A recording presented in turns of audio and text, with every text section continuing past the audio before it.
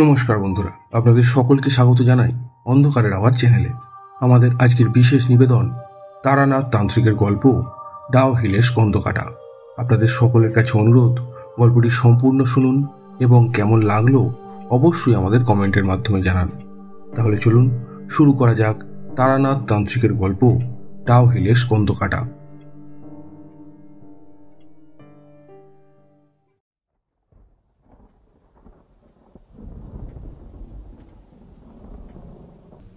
সেই দিনটিও ছিল রবিবার। রবিবারে দুপুর গড়িয়ে বিকেল হওয়ার সময় হলেই আমাদের মনটা ঠাকুর মশাইয়ের ভিটের উদ্দেশ্যে যাওয়ার জন্য ছটফট করতে শুরু করত। এই সকল অভিধানের আদপেও কোনো মায়াচ্ছন্নতা রয়েছে কিনা সেটি ওনার বাড়িতে পা দেওয়ার পরেই একমাত্র পরিষ্কার হয়ে যেত। কিন্তু এত কিছুর পরেও নতুন ও সচেতন দৃষ্টিভঙ্গির বয়ান নিতে নিজেদের সম্পৃক্ত মনটাকে নিয়ে আমাদের পৌঁছে যেতে হতো ওনারই দরবারে। মনের মধ্যে হাজারো প্রশ্ন এমন করেই দানা বাঁধছিল, কিন্তু সেই সকল প্রশ্নের নিবারণের দিক হিসাবে বিচার করতে হলে কেবলমাত্র তার দরবারে যাওয়া ছাড়া আরও কোনো উপায় অবশিষ্ট ছিল না। ফলে আমিও কিশোরীর জন্য অপেক্ষা করতে লাগলাম কখন সে আসে। এই প্রতীক্ষায় তার জন্য দিন প্রহর গুনতে থাকলাম। কিশোরী আস্তে আস্তে সেদিন বেশ দেরি করে দিল। সে যে এত দেরি করে ওখানে কেন এসে হাজির হয়েছিল এটা বোঝাটা আমার পক্ষে খুবই কঠিন হয়ে দাঁড়ালো। কিন্তু দরজার ঘন্টা বাজতেই এগিয়ে গেলাম সেদিকে। এরপরে কিশোরীকে উদ্দেশ্য করে জিজ্ঞেস করলাম, কি হে কিশোরী, আস্তে আস্তে তো দেরি করে দিলে যে? সত্যি বাবা, তোমাকে বলি হারি যাই, আজকে একেই আকাশ মেঘলা, তারপরে তুমি আবার ধীমে চালে এখানে এসে উপস্থিত হয়েছ।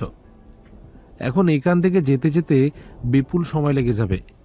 তারপরে আবার ঠাকুর মশাইয়ের জন্য আনুষঙ্গিক জিনিসও যে কিনতে হবে, সেই বিষয় কি আদৌ কিছু ভেবে দেখেছ?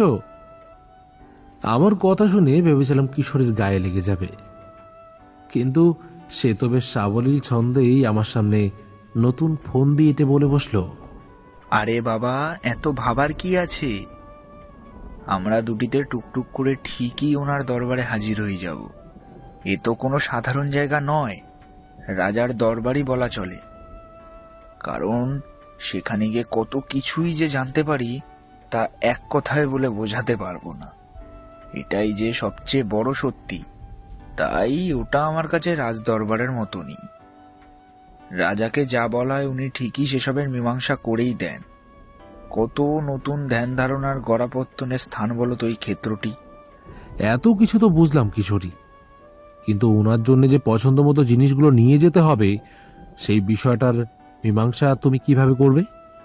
আমার মুখে এই কথাগুলো শোনা মাত্রই সে বলে উঠল, তোমাকে অত কিছু বিচার বিবেচনা করে দেখতে হবে না। তুমি আমার সাথে বেরিয়ে পড়ো দেখি, তারপরে রাস্তা ধরে হাঁটতে হাঁটতে ঠিক দুজনে এগিয়ে যেতে পারবো। কিচ্ছু চিন্তা করতে হবে না তোমাকে।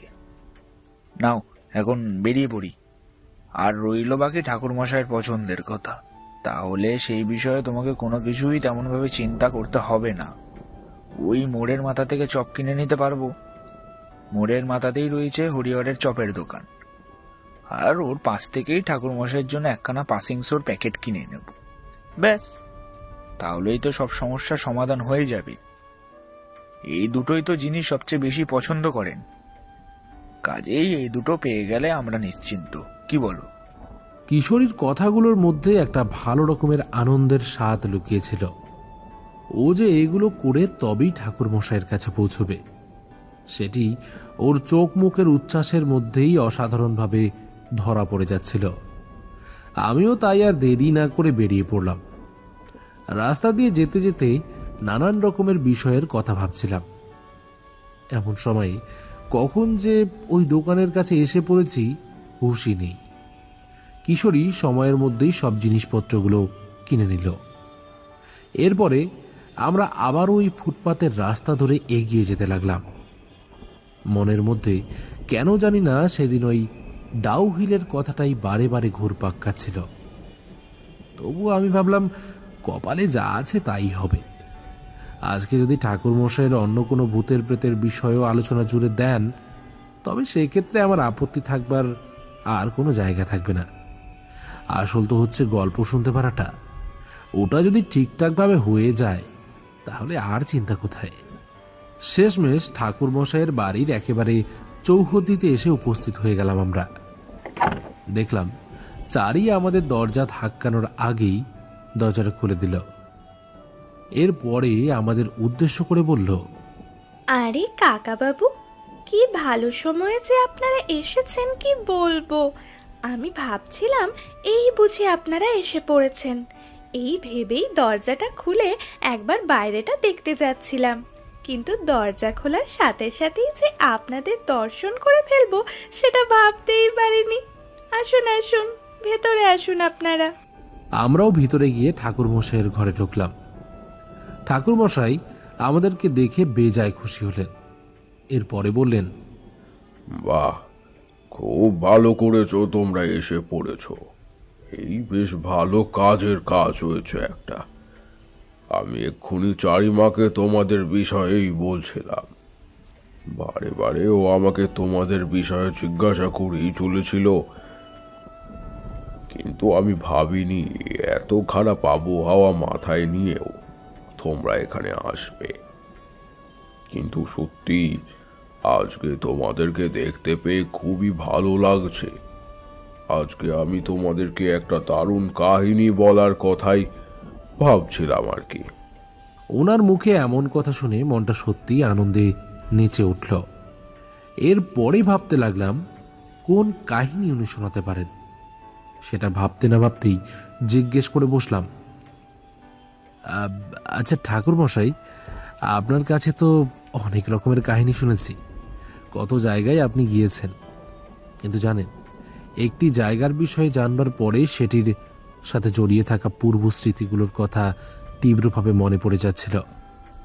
আর সেটি হলো ডাউহিলের কথা। একবারে নিজের পরিবারকে সঙ্গে নিয়ে দার্জিলিংয়ের ওই জায়গাটিতে ঘুরতে গিয়েছিলাম ঠিকই, কিন্তু সেখানকার জঙ্গলে যাওয়ার বিন্দুমাত্র সাহস আমার হয়নি। পরিবারের কাউকেই সেই জঙ্গলের মুখো হতে দিতে পারিনি আমি।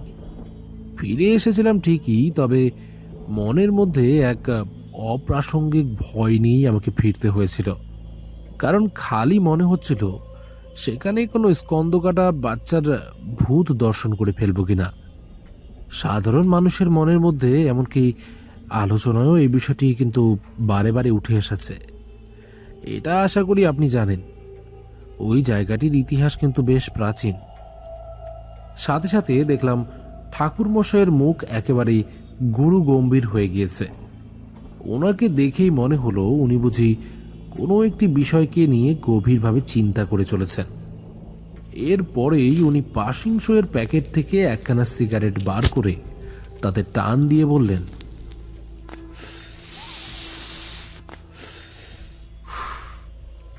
আমি আজকে সত্যি অবাক হলাম।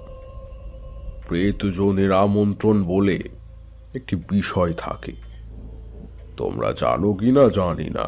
অর্থাৎ প্রেতরা যখন তাদের বিষয়ে কিছু কথা বলতে ইচ্ছে প্রকাশ করে তখন তারা চায় কারুর মাধ্যমে সেই সকল কথাগুলিকে মানুষের সামনে তুলে ধরত।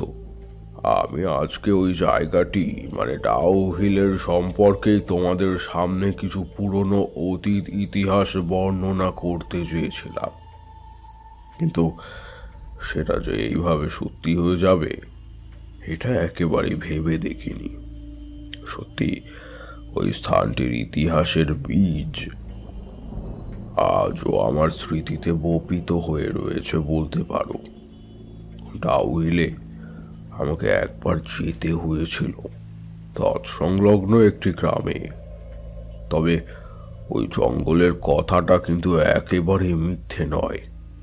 আজকের দিনে মানুষ কি দেখে বা কতটা দেখে ভয় করে সে বিষয়ে আমি সেরকম কিছু জানি না, কিন্তু সেটি আমার কাছে আজও অজানা সত্য হিসেবেই রয়ে গিয়েছে। আমি কিন্তু আজও সেই ভয়ঙ্কর প্রেতকে ওই স্থানচ্যুত করতে পারিনি। নিজের সর্বশক্তি প্রয়োগ করেও আমি সেই আত্মাকে মুক্ত করতে পারিনি। তবে অনেকগুলি মানুষের জীবন রক্ষা করতে পেরেছিলাম। এরপরেও বহু মানুষের প্রাণ সংশয় ঘটেছিল। সেসবের কথাও আজ আমার মনে পড়ে। জানি না কেন ওই স্থানটির সাথে একটা করুণ ইতিহাস জড়িয়ে রয়েছে। সেই ইতিহাসের কথা ভাবতে গেলে আমার মন অচিরেই ভারাক্রান্ত হয়ে পড়ে। তবে আমার সাথে তোমাদের ধারণাও যে এরূপে মিলে যেতে পারে, বিশ্বাস করো, সেটা একেবারেই আমি ভাবতে পারিনি। আজকে তোমাদেরকে যে স্থানটির বিষয়ে ব্যাখ্যা করব ভেবেছিলাম, তোমরাও যে সেই স্থানটির কথা এখানে তুলে ধরবে, এটা আমি কল্পনাতেও ধারণা করতে পারিনি। এখন প্রেত যোগের এই বিষয়টা আশা করি তোমাদের কাছেও সুস্পষ্ট হয়ে গিয়েছে। আর হবে নাই বা কেন, আমার সাথে থাকতে থাকতে তোমাদের মনের মধ্যেও নানান রকমের প্রশ্ন তো তৈরি হয়ে গিয়েছেই, এটাই যে বাস্তব কথা। তবে ওই যে বললাম, কাহিনীগুলো আদপেও কোনো কাহিনী নয়, এগুলি নিজের চোখে দেখতে পারা এক জ্বলন্ত সত্যি বলতে পারো। তাই সে বিষয়গুলির কথা ভাবলেই মনের ভিতরটা মোচড় দিয়ে ওঠে। কিন্তু অগত্যা জন্ম যেমন সত্য, তেমনি যে মৃত্যু, এর মধ্যে আফসোসের আর যে কোনো পথ নেই হে। তাই বলার বিষয়ে দ্বিধাবোধ রেখে কোনো লাভ নেই। নাও তাহলে আমি বরং গল্পটা বলতে শুরু করি, আর তোমরা মন দিয়ে শুনতে থাকো মন খারাপের এই উপাখ্যানটিকে। এই বলেই ঠাকুরমশাই আমাদেরকে সেই কাহিনী বলতে শুরু করলেন, আর আমরাও চপের প্যাকেট থেকে একখানা করে চপ তুলে সেই কাহিনীর স্বাদ গ্রহণ করতে শুরু করলাম। ঠাকুরমশাইয়ের মুখে এমনিতেই কাহিনী শুনতে ভালোই লাগতো। তারপরে যখন নিজেদের ইচ্ছাধীন কোনো কাহিনীর বিষয় আসে, তখন তো আলাদা করে আর কিছু বলারই অপেক্ষা থাকে না।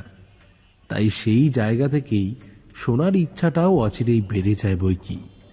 আমিও কিশোরী, এমনকি সাথে চারিও, সেদিনের ওই রোমাঞ্চকর কাহিনীর স্বাদ গ্রহণের ইচ্ছেটা বদ্ধমূলভাবে প্রকাশ করতে লাগলাম। ঠাকুরমশাই বলে চললেন, আমি তখন নিজের গ্রামে সাধনার কাজ করছি।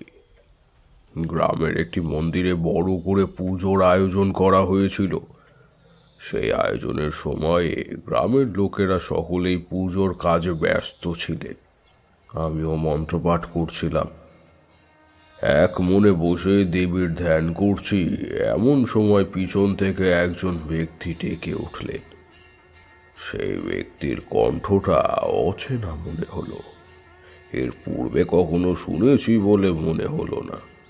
হঠাৎ দেখি চিৎকারের শব্দ শুনে লোকটা চুপ করে গেল।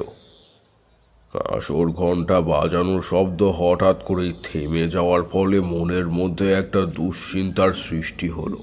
কিন্তু পিছনের দিকে তাকানো ছিল নিষিদ্ধ। মায়ের পূজার কাজ সমাপ্ত না হওয়া পর্যন্ত পিছনে ফেরা সম্ভব ছিল না। ফলে আমি এক মনে পূজা করতে থাকলাম। বিধি মেনেই কার্যসিদ্ধি করতে লাগলাম আমি। কিন্তু একজনের পায়ের শব্দ দেখলাম বেদির দিকে এগিয়ে আসছে। স্বল্প সময়ের মধ্যে লোকটি আমার পায়ের কাছে এসে পড়লেন। সাথে সাথে আমি মন্ত্রপাঠ বন্ধ করে দিলাম।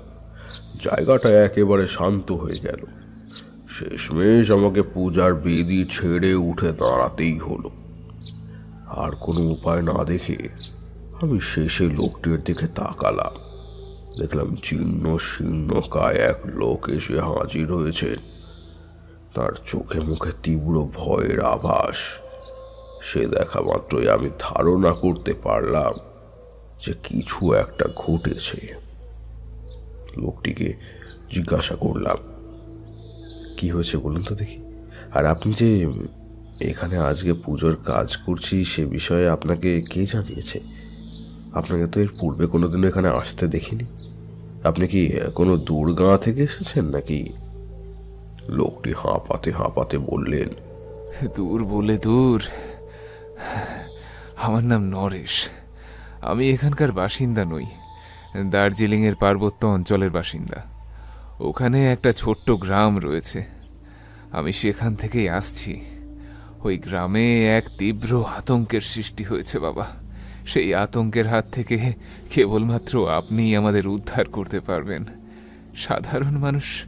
সাধারণ মানুষের পক্ষে সেই কাজ করায় একেবারেই সম্ভব নয়। আমি জিজ্ঞাসা করলাম, কেন, সেখানে কি এমন হচ্ছে যেটার জন্য তোমরা এমনভাবে সংকটের মধ্যে আবদ্ধ হয়ে পড়েছ? কোনো প্রেত বা পিশাচের আবির্ভাব ঘটেছে নাকি? আমাদেরও দোষ কম নয়। এই সকল পার্বত্য অঞ্চলে অনেকেই আত্মহত্যা করে বনে জঙ্গলে মারা যায়। তাদেরকে তোমরা ঠিকভাবে দাহ করো না, এমনকি তাদের শান্তি সস্তায়নের কাজগুলিও তোমরা ঠিকভাবে করতে চাও না। বেওয়ারিশভাবে মরাগুলো পড়ে থাকে, এরপরে শিয়াল কুকুর তাদের ছিঁড়ে খায়। এইসবের জন্যই তো ওদের আত্মা শান্তি পায় না। একে তো আত্মহত্যা করে মারা যায়, তারপরে আবার শান্তি সস্তায়নের কাজ না হওয়ায় আত্মারাও শান্তি ঘটে না। ফলে মুক্তির নেশায় ওরা ঘুরে বেড়াতে থাকে আর সাধারণের অনিষ্ট করতে থাকে। আমার তো ওই সকল অঞ্চলের মানুষগুলোকে একদম সহ্য হয় না। বহুবার আমি আমার কিছু লোককে দিয়ে ওই সকল অঞ্চলের বাসিন্দাদেরকে এই সব বিষয়ে সচেতন করবার চেষ্টা করেছি, কিন্তু তারা কেউই এই বিষয়ে সচেতনতা অবলম্বন করতে চায়নি। এগুলোকে তারা একেবারেই পরখ করে দেখেন না। সব কিছুর একটা মেয়াদ রয়েছে, জানো তো। মানুষ না হলে সহসা বিপদে পড়লেই যে কেবল তন্ত্রমন্ত্র তাঁদেরই বাঁচাতে পারে এমনটা কিন্তু একেবারেই নয়। এর বাইরে গিয়েও মানুষকে নিজেদের সুরক্ষার কথা ভাবতেই হয়। কিন্তু তোমরা কমক্ষরের দল, কোনোদিনও সেভাবে ভাবনা চিন্তা করতে পারবে না। নরেশ আমার কথা শুনে চুপ করে রইল, এরপর বলল, আপনি কিছু ভুল বলেননি বাবা, তবে এই বিষয়টি আজকের নয়। বহুকাল ধরে এই সকল সমস্যার মেঘ আমাদের গ্রামের উপরের আকাশকে একেবারে ঢেকে দিয়েছে। ভাবছেন এমনটা কেন বলছি? আসলে সমস্যা হয়েছে অন্য জায়গায়। ওই গ্রামের পাশেই একটা জঙ্গল রয়েছে। সেই জঙ্গলে একটা প্রেতের উৎপাতের কথা জানতে পারা যায়। ওই প্রেত পুনরায় ফিরে এসেছে কিনা কে জানে। আমি জিজ্ঞাসা করলাম, কোন প্রেতের কথা বলতে চাইছো, একটু খুলে বলো তো। নরেশ বলল, অনেক কাল পূর্বে এই স্থানে ইংরেজদের বাস ছিল। সেই কথা তো আপনি নিশ্চয়ই জানবেন। আমাদের এই দিকটা গ্রাম অধ্যুষিত হলেও পাশের দিকটাই, মানে জঙ্গলের ওই প্রান্তের দিকে ইংরেজদের উপনিবেশ গড়ে উঠেছিল। ফলে সেখানে ইংরেজদের জনবসতি গড়ে উঠেছিল।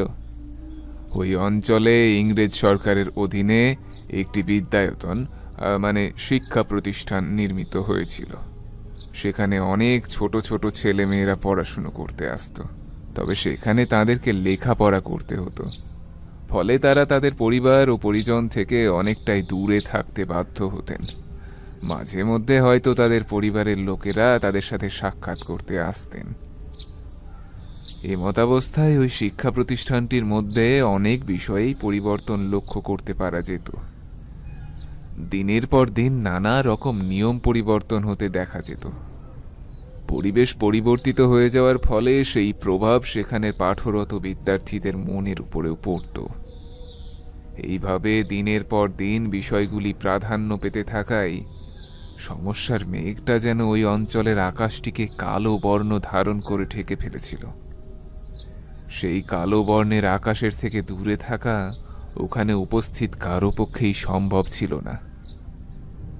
সেই কালো রং ধীরে ধীরে কেবল ওখানকার পরিবেশই নয়, মানুষের রং, রূপ, এমনকি মানসিকতাকেও একেবারে বদলে ফেলেছিল। সময়ের সাথে সাথে তাদের জীবনযাত্রাও একেবারে বদলে গেল। ছোট ছোট শিক্ষার্থীদের উপরেও অকারণে ইংরেজরা অত্যাচার করতে শুরু করত। তারা সাধারণভাবে কথা বলার পরিবর্তে অচিরেই অব্যর্থভাবে তাদের গায়ে হাত তুলত। তাদের জীবনের অশান্তির মেঘকে আরও কিভাবে ঘনীভূত করে দেওয়া যায় সেই চেষ্টা করত। এইভাবে দিনের পর দিন চলতে থাকায় শেষমেশ সেখানকার বাচ্চাদের মধ্যে একটা তীব্র ত্রাসের সঞ্চার হয়েছিল। ফলে একটি ছেলেকে দোষী সাব্যস্ত করে তাকে বিদ্যায়তন থেকে বার করে দেওয়া হয়। এরপরে তাকে জঙ্গলে নিয়ে যাওয়া হয়। সকলের অলক্ষ্যে ছেলেটির উপরে অকারণেই নানান রকমের অত্যাচার করতে থাকেন ইংরেজরা। আর শেষে নাকি ছেলেটিকে গলা কেটে তারা জঙ্গলের মধ্যেই শেষ করে দিয়ে এসেছিলেন। লাশটি ওইভাবেই জঙ্গলের ভিতরে দীর্ঘদিন পড়ে থাকতে থাকতে পচে গলে মাটির সাথে মিশে গিয়েছিল। কেউ সেটির হদিশ পায়নি। যত দিন অতিবাহিত হয়েছে ওই বিদ্যায়তনের পরিস্থিতি যেন আরো খারাপের দিকে গিয়েছে। সেখানে পাঠরত বিদ্যার্থীদের মনের ভিতরে আতঙ্কের পরিসর কাজ করতে থেকেছে। সকলেই ছেলেটির প্রেতাত্মাটিকে নাকি চোখের সামনেই দেখতে পেত। শুধুমাত্র তাই নয়, সেই সাথেই তারা দেখত যে ছেলেটি নাকি গলা কাটা অবস্থাতেই হাতে নিজের কাটা শিরটিকে নিয়ে আর এক হাতে একটি কুড়ুল নিয়ে জঙ্গলের মধ্যে একা বিচরণ করে বেড়াচ্ছে। এরপর নাকি অনেকেরই গলা কাটা দেহগুলিকে ওই জঙ্গলের মধ্যে পড়ে থাকতে দেখতে পাওয়া গিয়েছিল। সকলেই বলেছেন ওই ছেলেটির আত্মাই নাকি এমনটা করে চলেছে, কিন্তু কোনোদিনও এর কোনো হদিশ পাওয়া যায়নি। এমনকি যারা বলেছেন তাকে চাক্ষুষ দেখেছেন, তারাও সবসময় দেখতে পাননি। চোখের ভুল না হলে ধোঁয়াশার আবরণ সৃষ্টি করে সেটি চোখের সামনে থেকেই গায়েব হয়ে গিয়েছে। আর যারা বেঁচে ফিরেছেন, হয় তাঁদের বাক শক্তি লুপ্ত হয়ে গিয়েছে, আর তা না হলে অল্প কিছুদিনের মধ্যেই তারা মারা গিয়েছেন। এমনটাই ঘটে এসেছে বাবা। এবার আপনি বলুন, যদি এমনটাই ঘটতে থাকে তাহলে কিভাবে চলবে? আমরা তো সকলে শেষ হয়ে যাব। আমাদের গ্রামের থেকে ওই জঙ্গলের দূরত্ব খুব বেশি নয়। কিছুকাল আগেই কয়েকজন গ্রামবাসীকে কাঠ কাটতে দেখা গিয়েছিল ওই জঙ্গলের ভিতরে, কিন্তু তারা কেউই আর ফিরে আসেননি। পরের দিন গ্রামের লোকেরা সকালের দিকে জঙ্গলটা তন্ন তন্ন করে খোঁজ লাগানোর জন্য সচেষ্ট হয়। শেষমেশ তাদের দেহগুলিকে ওই জঙ্গলের ভিতরে একটি পাথরের ঢিবির পিছনে পড়ে থাকতে পাওয়া যায়। এক একজনের শিরগুলিকে এক এক দিকে ছুঁড়ে ফেলে দেওয়া হয়েছিল। কোনোটি নির্দিষ্ট স্থানে ছিল না। তাদের দেহর থেকে অনেক অঙ্গগুলিকে বিচ্ছিন্ন অবস্থায় পাওয়া গিয়েছিল। এই ছিল আমাদের দুর্গতি। আর এখন তো পরিস্থিতি আরো চরমে উঠেছে। এখন তো মৃত্যুর হার আরো অধিক পরিমাণে বৃদ্ধি পেতে শুরু করেছে। কি যে হচ্ছে, কিসের থেকেই যে সব হচ্ছে তার কিছুই বুঝতে পারছি না আমরা। আমাদের জীবন এখন সংকটে আবদ্ধ হয়ে গিয়েছে। কিছু লোক আবার বলছেন যে ওই গলা কাটা দেহগুলি নাকি গ্রামের ভিতরেও রাত্রিবেলায় পাওয়া গিয়েছে। অনেকের শরীরের মধ্যে আবার কারুর আত্মা ভর করেছে বাবা। এসবের কারণ কি ওই পুরাতন ইতিহাস, নাকি নতুন করে আবার কোনো ঘটনা ঘটেছে, কিছুই যে আন্দাজ করে উঠতে পারছি না আমরা। দয়া করে আমাদের রক্ষা করুন। আমি আপনাকে সঙ্গে করে নিয়ে যেতে এসেছি বাবা। দয়া করে আমাদের সঙ্গে চলুন। আমি নরেশের সব কটা কথাই শুনলাম, কিন্তু প্রতিটি কথার মধ্যে আসলে কি অর্থ লুকিয়ে রয়েছে সেগুলির হদিশ খুঁজে বার করতে পারলাম না। কারণ এই ধরনের ঘটনা এর পূর্বে আমি কখনো নিজের চোখে ঘটতে দেখিনি। শুধুমাত্র তাই নয়, আমার জীবনে আমি এত রকমের সংকটজনক পরিস্থিতির সাথে মোকাবিলা করেছি, তবে এমন ইতিহাসের সাথে পরিচিত হওয়ার সুযোগ পাইনি কখনো। এই সমস্ত কারণের জন্যই সমস্যার মেঘটা আরো অধিক মাত্রায় ঘনীভূত হতে শুরু করেছিল।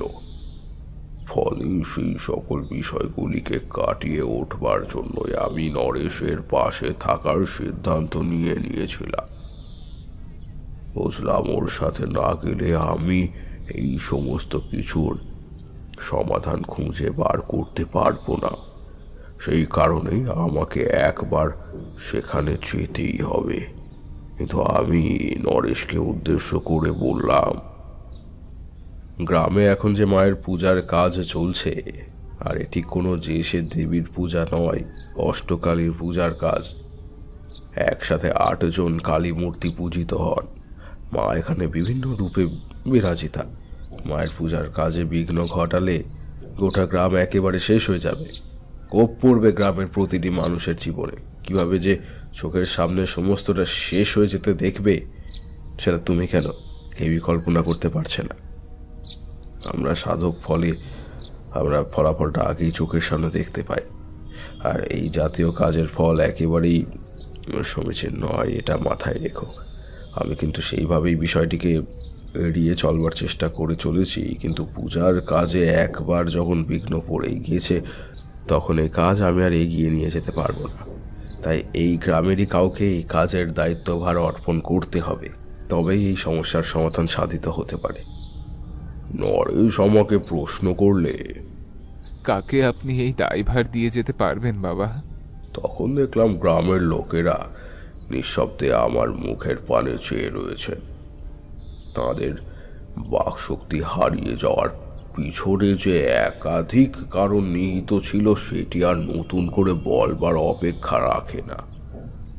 তখন আমি তাদেরকে উদ্দেশ্য করে বললাম, দেখুন, আমি জানি আপনারা কেন বিষয়টিকে নিয়ে এত ঘাবড়ে যাচ্ছেন, তবে দেখতেই তো পাচ্ছেন লোকটি মহা বিপদে পড়ে এখানে এসেছে। আর আপনারা তো জানেনই, একজন সাধক হওয়ার পাশাপাশি আমি মানুষের বিপদের দিনেও ঝাঁপিয়ে পড়ি। মানুষের জীবনের বিনিময়ে আমি নিজেকে প্রতিষ্ঠিত করতে চাই না। মানুষকে বিপদের মুখে ঠেলে দিয়ে কোনোদিনই কোনো সাধকের উন্নতি সম্ভব নয়। আমাকে এভাবেই থেকে সব দিকটা সামলে নিতে হবে। আর রইল বাকি পূজার কথা, তাহলে আমি বলবো যে আমি একটি বন্ধনের মধ্যে পূজাকে আপাতত বেঁধে ফেলেছি। একে বলে অষ্টধাতুর বন্ধন। যারা সাধক তাদের কাছে এই বন্ধনের বিষয়ে জ্ঞান অনেকটাই বেশি থাকবে। তাই আমি নিতাইকেই এই কাজের বাদবাকি দায়িত্বভার সঁপে দিয়ে পার্বত্য অঞ্চলের দিকে প্রস্থান করতে চাই। নিতাই, তুমি এদিকে এসো। আমি প্রশ্ন করলাম, এই নিতাই কে ঠাকুরমশাই? ও কি গ্রামেরই কেউ ছিল? ঠাকুরমশাই আবারও একবার পাশিংশোতে ফুঁক দিয়ে ধোঁয়া ছাড়তে ছাড়তে বললেন, না, গ্রামে সে এসেছিল ঠিকই, তবে সেই গ্রামের বাসিন্দা নয়।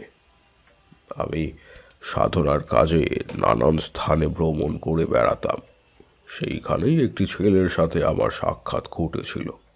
সে আমাকে নিজের গুরু মেনে আমার সাথে বিশ্বের বিভিন্ন স্থানে ঘুরে বেড়াতে জেদ করতে শুরু করলো। আমি কিছুতেই ছেলেটিকে নিজের থেকে দূরে করতে পারিনি। ছেলেটি নিজের বলতে কেউই ছিল না। পরে জানতে পেরেছিলাম যে ছেলেটি অনাথ, তাকে দেখবার কেউ নেই। ফলে আমাকেই ছেলেটির দেখাশোনা করতে হতো। এইভাবেই পরিস্থিতি এগিয়ে গিয়েছিল। এরপরে সে আমার সাথে নানান জায়গায় ভ্রমণ করতে শুরু করে। বেনারসেও আমি তাকে সঙ্গে করে নিয়ে গিয়েছিলাম। এখন বেশ কিছুদিন হলো সে আমার সাথে এই গ্রামে এসেছে। এখানকার মানুষজনের মধ্যে ওর একটা পরিচিতি গড়ে উঠেছে। আর শুধু তাই নয়, আমি ওকে তন্ত্র মন্ত্রের বিষয়ে অনেক কথাই শিখিয়েছি। ফলে ও এখন অনেকটাই এই সকল বিষয়ে পারদর্শী হয়ে উঠেছে বই কি। কাজেই ওর পক্ষে এ সকল কাজগুলিকে অচিরেই করে ফেলা সম্ভব। এই বলে আমি থামলাম। নিতাই আমাকে বলল, আমি সবটাই শুনেছি গুরুদেব, আপনি কিচ্ছু চিন্তা করবেন না। আমি কোনোদিনও আপনার মঙ্গল কাজের পথে বাধার সৃষ্টি করতে দেব না। আমি সর্বদা এইটাই চাইব যাতে আপনি নিজের সিদ্ধান্তে অনড় থাকতে পারেন। আপনি এগিয়ে যান নিজের গন্তব্যের দিকে। আর রইল বাকি বিধি মেনে পুজোর কাজের কথা, তাহলে বলবো আমি সবটাই সামলে নিতে পারবো।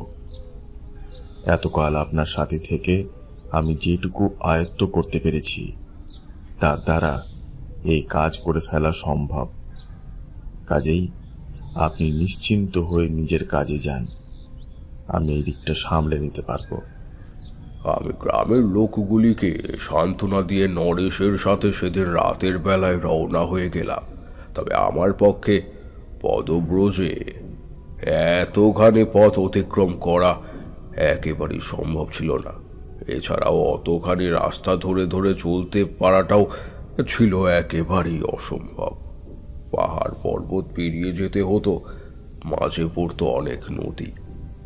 তাই তখন ট্রেনে করে বেশ কিছুটা পথ গিয়েছিলাম। তারপরে শিলিগুড়ি থেকে একটি গাড়িতে করে শেষমেশ গ্রামে পৌঁছালাম। যেদিন পৌঁছালাম সেদিন বেশ ভালোই রাত হয়ে গিয়েছিল। শুধুমাত্র তাই নয়, ওই অঞ্চলটিও ছিল একেবারে শুনশান। আমার সেসব কিছুই ভালো বলে মনে হচ্ছিল না। মনে হচ্ছিল দুটি চোখ আমাদের দেখে চলেছে ক্রমাগত। আড়াল থেকে তার সেই দৃষ্টি আমাদের মস্তিষ্কের ওপরে তীব্রভাবে প্রভাব বেষ্টন করতে শুরু করেছে, অথচ আমি তার হদিশ পাচ্ছি না।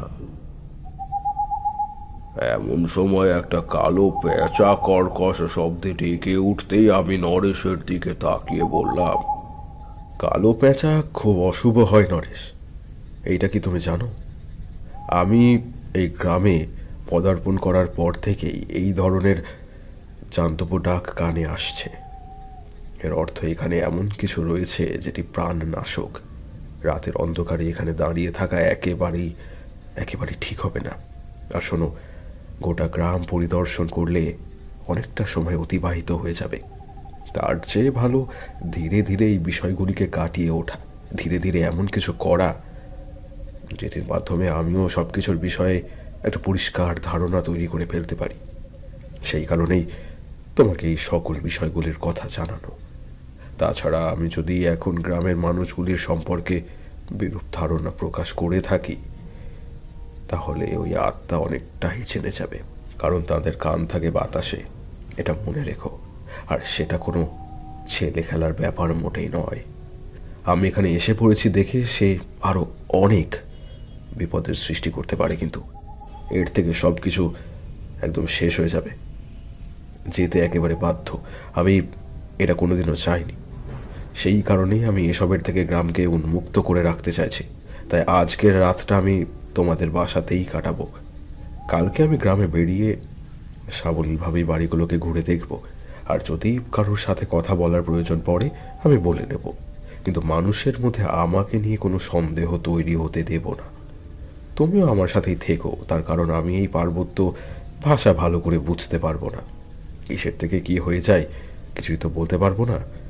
তার চেয়ে ভালো আমার কিছু সাধারণ প্রশ্নের গ্রামবাসীরা কি উত্তর দিচ্ছেন সেটা না হয় তুমিই আমাকে বলে দেবে, কেমন?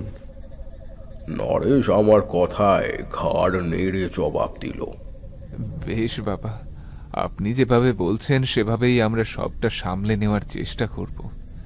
তবে আমার বাড়িতে আমার স্ত্রী রয়েছে, সে খুব একটা সুস্থ নেই।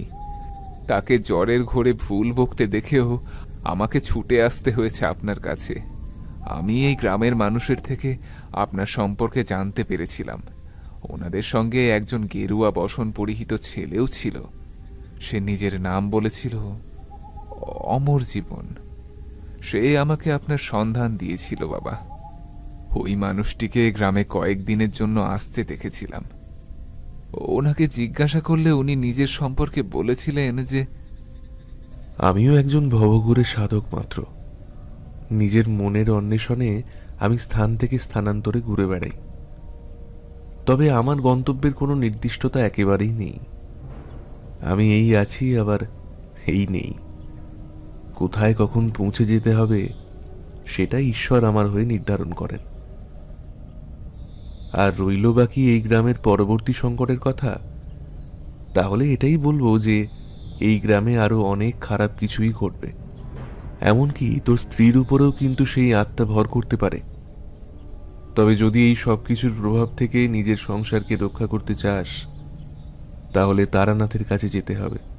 কারণ এই জীবনে আমি তাকেই দেখেছিলাম সবকিছুকে এক নিমেষে পরিবর্তন করে ফেলতে। তিনি না হওয়া কাজকেও নিজের মন্ত্রের শক্তি বলে পরিবর্তন করে বাস্তবে সেই কাজকে হইয়ে দেন। এটিই তার প্রধান ক্ষমতা। মানুষের মনের হদিশ তিনি সহজেই পেয়ে যান। আসলে আমরা যত বড় হই, ধীরে ধীরে আমাদের বুদ্ধি ও বিবেচনাবোধ যত পাকতে থাকে, তখন আমাদের সামনে জীবন নতুন নতুন অনেক প্রশ্ন নিয়ে এসে হাজির হয়ে যায়। পূর্বে ঘটে যাওয়া ঘটনাগুলির মধ্যে ঠিক ও বেঠিকের বয়ানগুলিকে আরও অধিক মাত্রায় আমরা দেখতে পাই, আরও বেশি করে বিষয়গুলিকে জানতে মন চায়। এটিই তো দুনিয়ার দস্তুর। কিন্তু যখন শুধরে ফেলার আর কোনো পথ খুঁজে পাওয়া যায় না, কিংবা নিজের জীবনকে নতুন করে ঢেলে সাজানোরও সুযোগ থাকে না আর, তখন থেকে যায় কিছু আফসোস। আর সেগুলিকেই বুকের মধ্যে করে নিয়ে আমাদের চলতে বাধ্য করতে থাকে জীবন। তবে তারানাথ মানে আমার গুরুদেবের কাছে এই সব কিছুর জবাব রয়েছে। তিনি নতুন করে সব কিছুকে ঢেলে সাজাতে পারেন। সেই ক্ষমতা ঈশ্বর ওনাকে অর্পণ করেছেন। ওনার শুভ নাম তারানাথ চাটুর্যে। একমাত্র ওনার কাছে গেলেই সব সমস্যার সমাধানের পথ উনি তোমাকে খুঁজে বার করে দিতে পারবেন। তবে অনেকটাই দূরের রাস্তা। এরপরে উনি আমাকে সমস্তটা জানিয়ে দিয়েছিলেন, আর সেইভাবেই আমি আপনার কাছে পৌঁছে গিয়েছিলাম বাবা। আমি আমার অসুস্থ স্ত্রীকে ফেলে রেখে আসতে বাধ্য হয়েছিলাম বাবা, কারণ এছাড়া আমার কাছে আর কোনো উপায় অবশিষ্ট ছিল না। আমি নরেশের কথাগুলি শোনবার পরেই অনেকগুলি পূর্বে দেখা অমর জীবনের চেহারাটিকে নতুন করে আবারও একবার দেখে নিলাম। মনে পড়ে গেল সবটা। আমার এটাও মনে হলো যে ধীরে ধীরে সমস্ত সমস্যাগুলিকে অমর জীবন এক ভূতপূর্ব কৌশলের মাধ্যমে আমার সামনে নিয়ে এসে হাজির করে দেয়। নজিরবিহীন এই দৃষ্টান্তের বিষয়টিকে আমি সেইভাবে চিহ্নিত করে উঠতে পারিনি, কিন্তু এটাও ঠিক যে যেখানে সমস্যা রয়েছে সেইখানে নানান রকমের সমাধানের পথও খুঁজে বার করতে দেখি ওই অমর জীবনের জন্যই। এটা সত্যিই এক অমূস বাস্তবতা। তাই ওর দেখানো পথ ধরেই এগোনোটা সমীচীন হবে। আমার প্রয়োজনের বিষয়টি আমার পূর্বে যেন ঈশ্বর তার কানে কানে বলে দিয়ে যান, এটি হচ্ছে সব থেকে বড় সত্যি। যাক, এখানে এত কথা বলাটা এখন আর ঠিক দেখাবে না। এখন বরং তোমার বাড়িতে যাওয়াটাই ঠিকঠাক কাজ হবে। চলো দেখি বাড়ির দিকে তবে এগোনো যাক। এই বলেই আমি নরেশের সাথে তার বাড়ির দিকে এগিয়ে গিয়েছিলাম। এই পর্যন্ত বলে থামলেন ঠাকুরমশাই। আমি ও কিশোরীও যেন এতক্ষণ নিঃশব্দে তার বলা কাহিনীটি শুনে চলেছিলাম। সত্যি ওনার প্রতিটি কথার মধ্যেই যেন এক রহস্যের বীজ লুকিয়ে থাকত। হা করে শুনে যেতে হতো। এতটাই সুন্দর করে সাজিয়ে তুলতেন তিনি। প্রতিটি শব্দমালার মধ্যেই হাজার রকমের কাহিনীর রসদ লুকিয়ে থাকত, আর তিনি ধীরে ধীরে বিনি সুতোর মালার মতন করে একটি করে জট খুলতে থাকতেন। আমরা ছিলাম সেই রহস্য উন্মোচনের প্রধানতম পন্থা। ঠাকুরমশাই বিরামগতি টানলেও আমরা ঠিকই জানতাম যে এরপরে গল্পটা নতুন মোড় নিতে শুরু করেছে। আরও যে কত নব নব সত্যের সাথে পরিচয় ঘটার বিষয়টি উঠে আসতো সেটি কোনোভাবেই বলে বোঝাতে পারব না। আমরাও নির্দ্বিধায় অপেক্ষার প্রহরটিকে আরও বাড়িয়ে ফেললাম। ঠাকুরমশাই চপে কামড় দিয়ে আবারও গল্পের আনন্দে প্রবেশ করলেন। আমি নরেশের বাড়িতে প্রবেশ করলাম। দেখলাম বেশ কয়েকজন লোক ওর বাড়িতে এসে হাজির হয়েছে। অত রাত্রে ওই লোকগুলো এখানে কি করছে এটা দেখে আমি অস্থির হয়ে পড়লাম। এমন সময়ে নরেশও দেখলাম অস্থির হয়ে উঠেছে। সে এগিয়ে গিয়ে একটা লোককে ডেকে জিজ্ঞাসা করলো, ও হরি কাকা, এ কি হয়েছে গো? বলবে তো? সব কিছু ঠিক আছে তো? এত রাতের বেলা তোমরা এখানে কি করছো? এ কি গো, বলবে তো কি হয়েছে? আর কি বলবো বাছা, তোমার বাড়ির বাইরে দিয়ে যাচ্ছিলাম আমরা কজন। আসলে এই এলাকা দিয়ে যাওয়া উচিত নয়। রাতের অন্ধকারে কেউই বাড়ির বাইরে বেরোয় না, কিন্তু আমরা বেশ কয়েকজন মিলে একটা ভয়ঙ্কর আওয়াজ শুনতে পেয়েছিলাম। মনে হলো কেউ যেন কেঁদে কেঁদে এই গ্রামের রাস্তা ধরে ঘুরে বেড়াচ্ছে। শুনলে মনে হচ্ছিল কোনো বাচ্চার কান্নার শব্দ। তারপরেই বাতাসে কান পাতলাম সকলে। শিশিরানির সাথে ভেসে আসতে থাকলো এক ভয়ঙ্কর চিৎকারের শব্দ। অনেক দিনের ওই হেরে যাওয়া কোনো শরীর যেমন প্রতিশোধের লিপ্সায় তেতে ওঠে আর মানুষের বলি চায়, ঠিক সেরকমই। এই শব্দ শুনে আমাদের তো শিরা বেয়ে হিমের রক্তের স্রোত বয়ে যেতে শুরু করলো।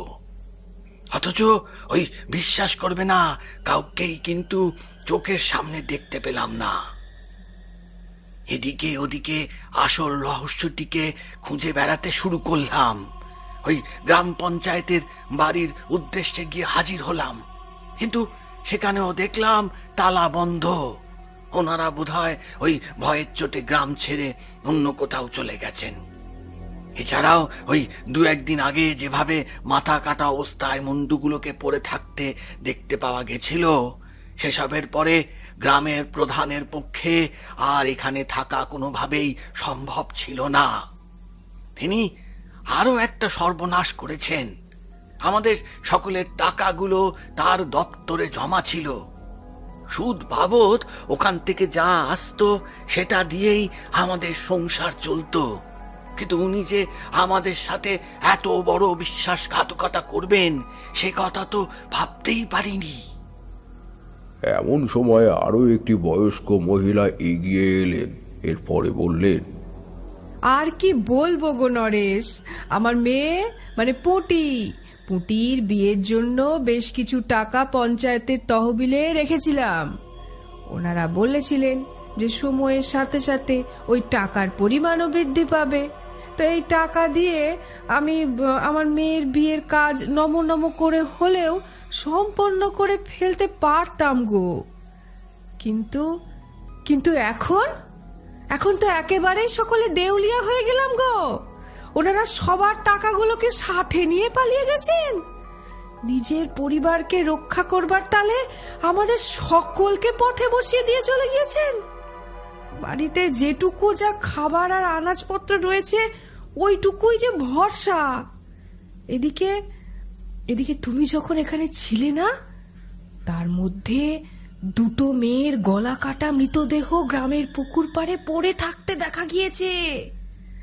জঙ্গলের ঘটনার জঙ্গলের মধ্যে আবুদ্ধি নেই গো, সেই বাইরে এসে পৌঁছেছে। ওই প্রেত নিজের লিপ্সা মেটাতে চাইছে। কিন্তু সেই ইংরেজ আমল তো কবেই চলে গিয়েছে। কিন্তু ওর এখনো প্রতিশোধের স্পৃহা যায়নি। আমি সবটাই শুনছিলাম। এরপরে নরেশের দিকে এগিয়ে গিয়ে বললাম, আপনারা দয়া করে একটু শান্ত হন। এভাবে উতলা হলেই যদি সব সমস্যার সমাধান হয়ে যেত তাহলে তার কোনো চিন্তাই ছিল না। কিন্তু এইভাবে সমস্যার কোনো সমাধান খুঁজে বার করতে পারা সম্ভব নয়।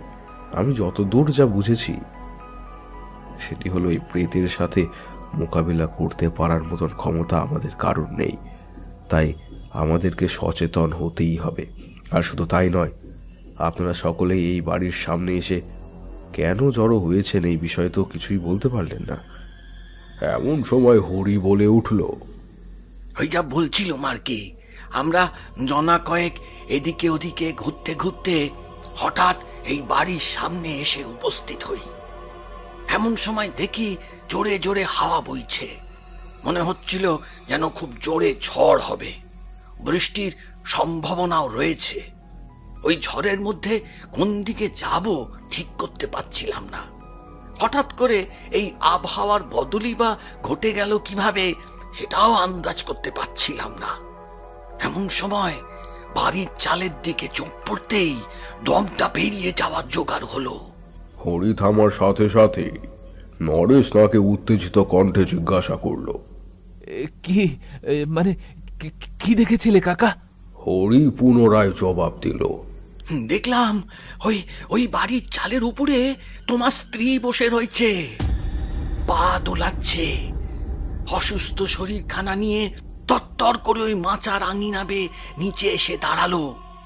মনে হলো যেন কোনো সরীসৃপ এসে দাঁড়িয়েছে। আমি দেখে তো টক টক করে কাঁপতে শুরু করলাম। কারুর আর ওখানে দাঁড়িয়ে থাকবার অবস্থা ছিল না, যে যার মতন দৌড়ে পালিয়ে গেল। তবে আমি পালাতে পারিনি, বয়স্ক মানুষ। আমি তখন ওই প্রাণ বাঁচানোর জন্য ঈশ্বরের নাম স্মরণ করতে থাকলাম। এমন সময় দেখলাম ওই নরেশের স্ত্রী মালতী হঠাৎ আমার মুখের সামনে এসে দাঁড়িয়েছে।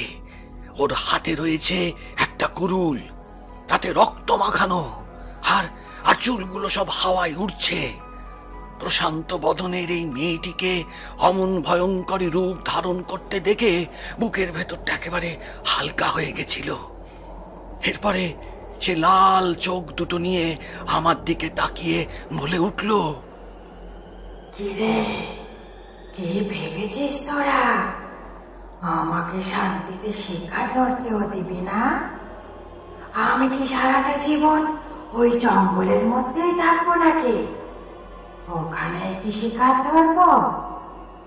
ওখানে যে কেউ যায় না। আমার কি অপরাধ ছিল যে আমাকে মেরে ফেলা হয়েছিল? আমি ওই বাড়ির প্রত্যেককে শেষ করব। শুধু একটা কেন, আমি তো হাজার শরীরের মধ্যে প্রবেশ করতে পারি, হাজারো শরীরকে কব্জা করতে পারি। তোরা আমার কিচ্ছু করতে পারবি না। আমার কোনো অস্তিত্বই তো খুঁজে বের করতে পারবি না। তাহলে কিভাবে তোরা এই অদৃশ্যের সাথে লড়াই করে জিতবি শুনি? তোদের সাহসটা খুব বেড়েছে। তোদের জ্বালায় আমি শান্তিতে গলাও কাটতে পারছি না। গলা কাটলে কিরকম লাগে জানিস? একবার কেটে দেখাবো নাকি? গলা কাটলে কষ্ট হয়, খুব কষ্ট হয়। ফেনকি দিয়ে রক্ত নির্গত হতে থাকে। এরপরে শরীর থেকে ফোঁটা ফোঁটা রক্ত প্রবাহিত হয়ে এই জমির মধ্যে সেদিয়ে যেতে থাকে। সামনে দাঁড়িয়ে থাকা লোকগুলো কেবল মজা দেখতে জানে, আর কিছুই করতে পারে না। ওদের কাছে মানুষের কষ্টের কোনো মূল্য নেই, কোনো মূল্য নেই। কিন্তু আমি যে কত কষ্ট পেয়ে মরেছিলাম সেটা যে বোঝানোর দিন এবার এসেছে। এত সহজে যে আমি কাউকে এখান থেকে যেতে দেব না, এটা মনে রাখিস।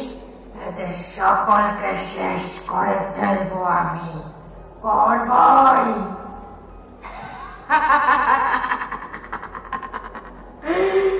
দেখবি না গলা কাটলে কেমন লাগে?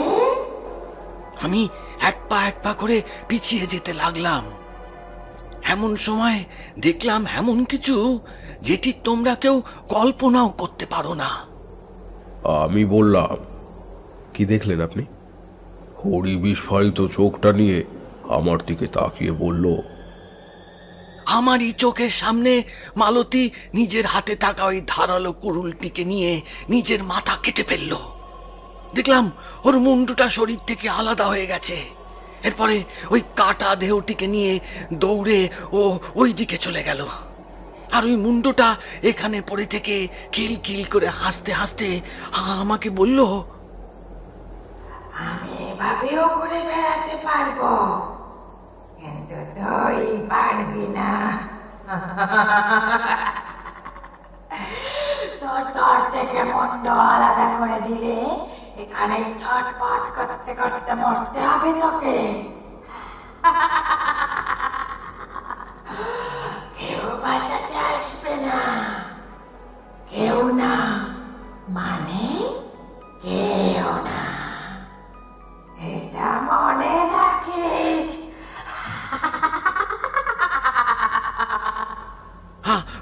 আমি আর সহ্য করতে পারলাম না, সজোরে চিৎকার করে ওখানেই জ্ঞান হারিয়ে পড়ে গেলাম।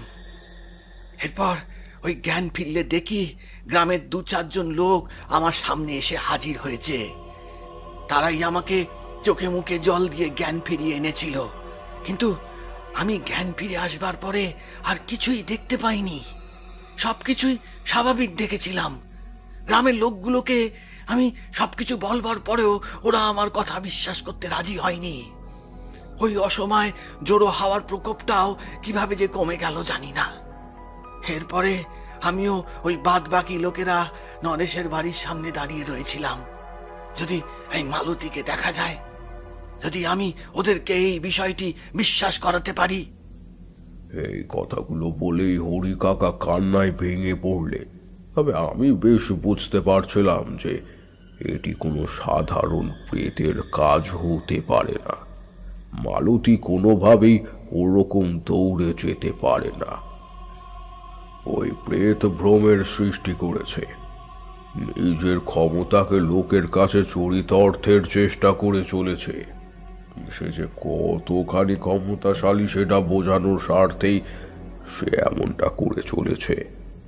এর সাথে শক্তিতে পেরে ওঠা যে এক প্রকার দুঃসাধ্য, সেটা ভেবেও আমি মুখ বন্ধ করে রইলাম। এরপরে গ্রামবাসীদেরকে আশ্বাস দিয়ে পড়লাম, আপনারা খামোখাইভাবে অস্থির হয়ে পড়বেন না। ঠিকই এর একটা সুরাহা নিশ্চিত রূপেই বেরিয়ে আসবে। তার জন্য আপনাদেরকে ধৈর্য ধরতে হবে। ধৈর্য না ধরলে কোনো কিছুরই সুরাহা খুঁজে বার করতে পারাটা সম্ভব নয়। কাজেই আপনারা আমাকে একটু সময় দিন। আমি একজন সাধক মানুষ। আমি চেষ্টা করব সবটা সামলে নেওয়ার।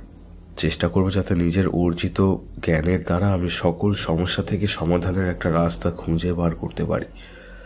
আপনারা আমাকে একটু সময় দিন, আর আপনারা যে যার বাড়িতে ফিরে যান। আমি যা ভেবেছিলাম তার উল্টোটাই ঘটেছে।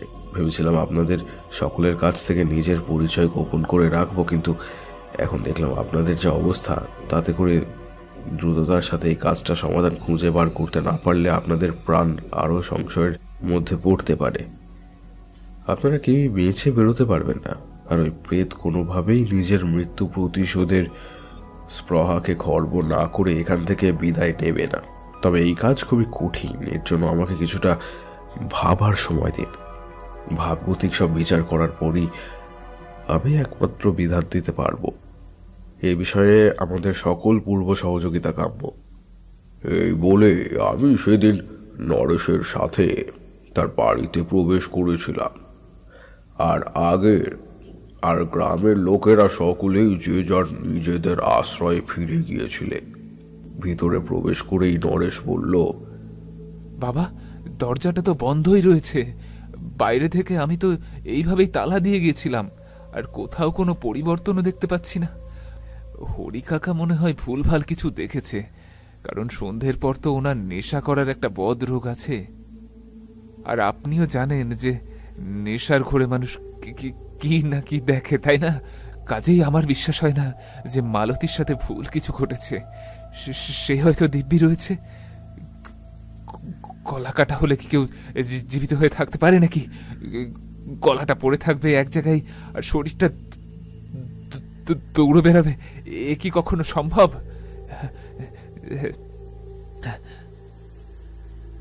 আমি নরেশকে উদ্দেশ্য করে বললাম, সম্ভব, সবই সম্ভব নরেশ। প্রেতরা চাইলে কি না করতে পারে। তোমার এই বিষয়ে কোনো ধারণাই নেই। তারা যে কত রকমভাবে মায়াজাল সৃষ্টির মধ্যে দিয়ে দিকভ্রম সৃষ্টি করতে পারে, এটা ভাবলে অবাক হবে তুমি। তোমার কোনো অভিজ্ঞতা নেই বলেই তুমি হয়তো এমনটা ভাবছো। বেশ, ওই ঘরে এখন প্রবেশের প্রয়োজন নেই। তুমি বরং আরেকটা গহরে চলো, সেখানেই আমরা দুটিতে আজকের রাতটা নিশ্চিন্তে কাটাই। আশা করি আজকের রাতে আর সেরকম কিছুই ক্ষয়ক্ষতি হবে না। এরপরে আমি আর নরেশ পাশের একটি ঘরে গিয়ে বসলাম। সেদিনের রাতটা যে কখন কেটে গিয়েছিল হুঁশ নেই। পরের দিন জানালা দিয়ে সূর্যের রশ্মি চোখের ওপরে এসে পড়তেই আমার ঘুমটা হঠাৎ করে ভেঙে গেল। সাথে সাথে আমি চোখ খুলে এদিক ওদিক তাকাতে শুরু করলাম, কিন্তু নরেশকে কোথাও চোখে পড়ল না। ফলে আমি মারাত্মক রকমভাবে ঘাবড়ে গেলাম। নরেশ, নরেশ, কোথায় তুমি? নরেশ, কি হয়েছে? বাইরে গিয়ে যা দেখলাম তা দেখা মাত্রই আমার শরীর থেকে প্রাণবায়ুটা যেন বেরিয়ে আসতে চাইল। কিশোরী জিজ্ঞেস করলো, সে কি? আপনি কি দেখলেন ঠাকুরমশাই? ভয়ঙ্কর কিছু কি? ঠাকুরমশাই কিছুক্ষণ চুপ করে থাকবার পরে পুনরায় বললেন, ভোরের আলো তখন সবে ফুটে উঠেছে।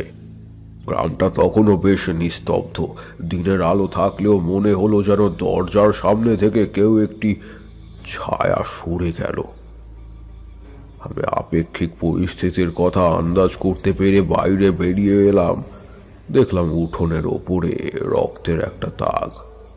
আরো কিছুটা এগোতেই দেখলাম রক্তের ধারা ওই উঠোনটিতে আগুলে ফেলেছে। বুঝতে পারলাম ভয়ঙ্কর কিছু একটা ঘটেছে। এরপরে যা নজরে পড়ল তা আমার দমটা বন্ধ করে দেওয়ার পক্ষে যথেষ্ট ছিল। দেখলাম মালতীর হাতে রয়েছে একটি কুড়ুল, আর নরেশের দেহটি ছিন্ন বিচ্ছিন্ন অবস্থায় পড়ে রয়েছে। তার শরীরটাকে মালতী ধর থেকে আলাদা করে দিয়েছে। নরেশের মৃতদেহটির পাশে বসে রয়েছে মালতী। কুড়ুলটা তখনও তার হাতে। মাঝে মাঝে কাঁদছে, আবার বিকটভাবে চিৎকার করছে, কখনো বা হাসছে। পাগলের মতন আচরণ করে চলেছে মালতী। হুঁশই নেই যে নিজের হাতে নিজের স্বামীকে শেষ করে ফেলেছে। এই চিত্র দেখে আমি কেন, ওখানে উপস্থিত যে কোনো মানুষই জ্ঞান হারিয়ে ফেলত। কিন্তু আমি সচেতনতার সাথে পরিস্থিতিটা সামলে নেওয়ার চেষ্টা করতে লাগলাম। কিন্তু জানতাম যা দেখছি সেটিকে পরিবর্তন করতে পারার ক্ষমতা আমার হাতে নেই। রাতের অন্ধকারে কিভাবে যে সেদিন এত কিছু ঘটে গিয়েছিল সেটির কোনো হদিশ ছিল না। আমি সত্যি দেখেছি না মিথ্যে দেখেছি বুঝে উঠতে পারছিলাম না। আমি মালতীকে জিজ্ঞাসা করলাম, মালতী, মালতী, তুমি কি করেছো? তোমার কি কোনো হুঁশ নেই? তুমি নিজের স্বামী।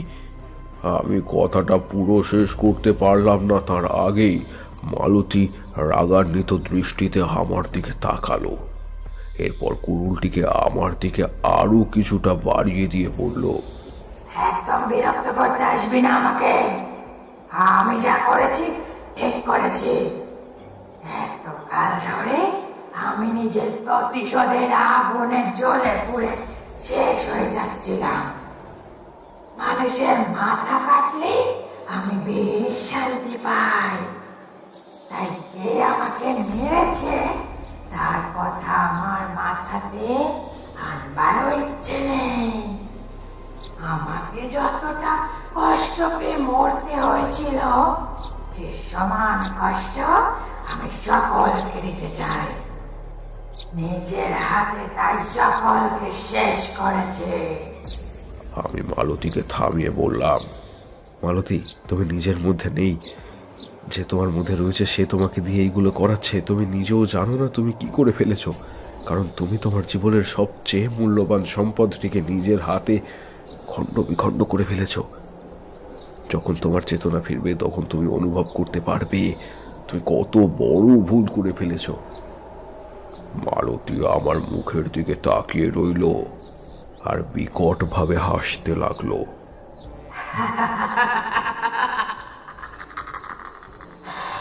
মৃত্যুর মধ্যেই পরম শান্তি রয়েছে।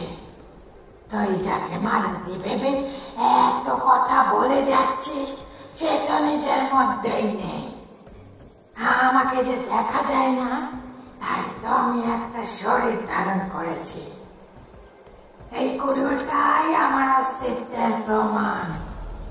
আমাকে যারা মেরে রেখে গিয়েছিল তারা আমার মৃতদেহটির পাশে এই রক্তমাখা কুড়ুলটিকে এইভাবেই ফেলে রেখে দিয়ে চলে গিয়েছিল। পচে গলে শেষ হয়ে গিয়েছিলাম আমি। দিনের পর দিন আমার মৃতদেহটা জঙ্গলের মধ্যে ওইভাবেই পড়েছিল। মাছি ভনভন করছিল দেহটিকে ঘিরে। এসেছিল কেউ? কেউ আসেনি সেদিন।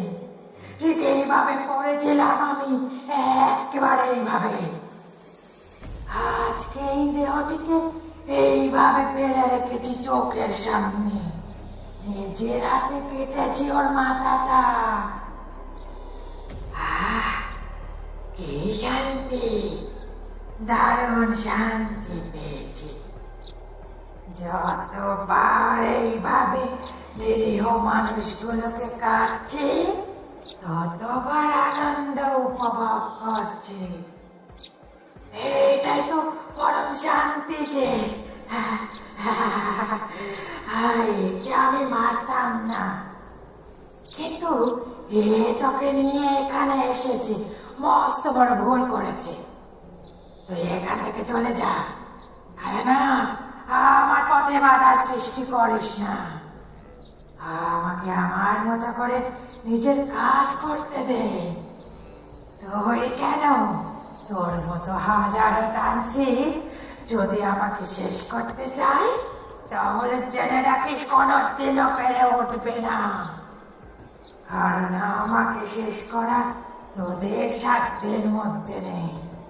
তোরা কেউ কিচ্ছু করতে পারবি না। আমি তোদের থেকে অনেক শক্তিশালী। যারা অপঘাতে মরেও নিজের মৃতদেহের সৎকার করতে দেখে না, এমনকি নিজের মৃতদেহকে চারপাশে ঘুরে বেড়ায়, পচে গলে সেটিকে মাটিতে মিশে যেতে দেখে, সেই সকল প্রেতেদের ক্ষমতা সাধারণ প্রেতের থেকে অনেক গুণ বেশি হয়। তাদেরকে আর কেউ শেষ করতে পারে না, এমনকি ঈশ্বর নয়। তুই পারবি না, পারবি না। দাঁড়া না, ভালো চাস এই গ্রাম ছেড়ে এই মুহূর্তে বিদায় নে, নহলে কিন্তু